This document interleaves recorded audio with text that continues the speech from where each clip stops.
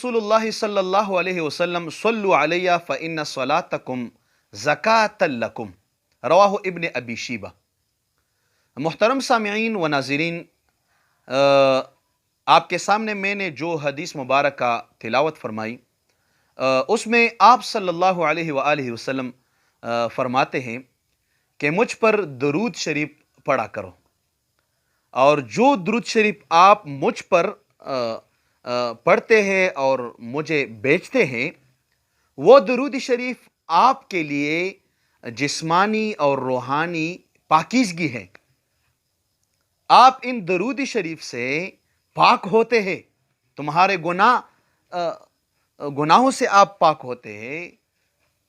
اور ایک دوسری حدیث مبارک میں آپ صلی اللہ علیہ وآلہ وسلم ارشاد فرماتا ہے، جیسا کہ حاکم اور مستدرک نے یہ حدیث نقل کیا ہے، حضرت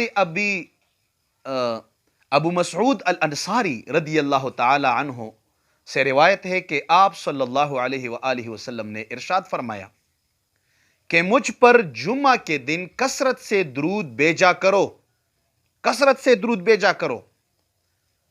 پس کوئی بھی شخص جب جمعہ کے دن مجھ پر درود شریف بیچتے ہیں اور پڑھتے ہیں، تو یہ درود شریف مجھ پر پیش کیا جاتا ہے۔ اس سے معلوم ہوا کہ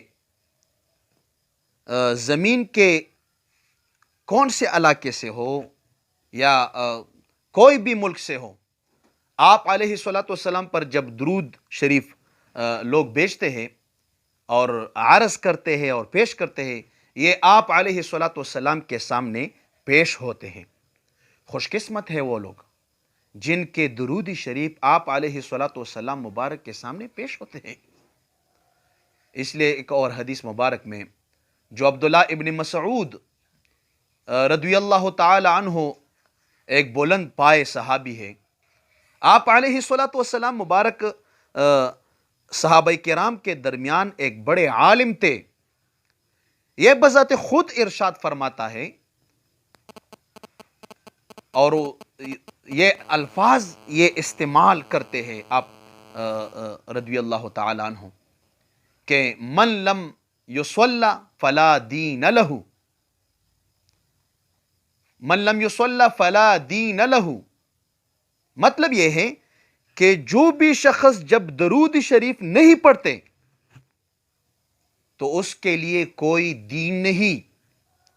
دین تو اس لوگوں کا ہے، ان لوگوں کا ہے جو وہ آپ علیہ الصلوۃ والسلام پر کثرت سے درود بیچتے ہیں۔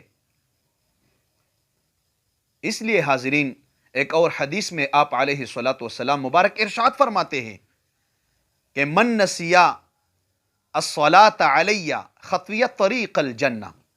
ابن ماجہ شریف میں یہ حدیث مبارک موجود ہے۔ آپ علیہ الصلوۃ والسلام مبارک فرماتے ہیں کہ جو بھی شخص مجھ پر درود شریف بول گیا تو وہ بروز قیامت جنت کے راستے کو بھولے گا، جنت کے راستہ اس سے خطا ہوگا۔ اس لیے ہم سب کو چاہیے کہ آپ علیہ الصلوۃ والسلام پر درود بھیجا کرے، اور ہم سب بھیج دیں آپ علیہ الصلوۃ والسلام مبارک۔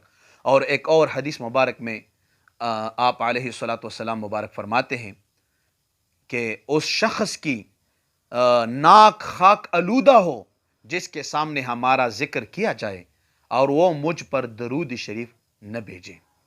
یہ حدیث مبارک ترمذی شریف میں موجود ہے۔ اللہ تعالی ہم سب کو ذکر اللہ اور ساتھ ہی ساتھ درود شریف پڑھنے کی توفیق عطا فرمائے، آمین، بجاہ النبی الرؤوف الرحیم۔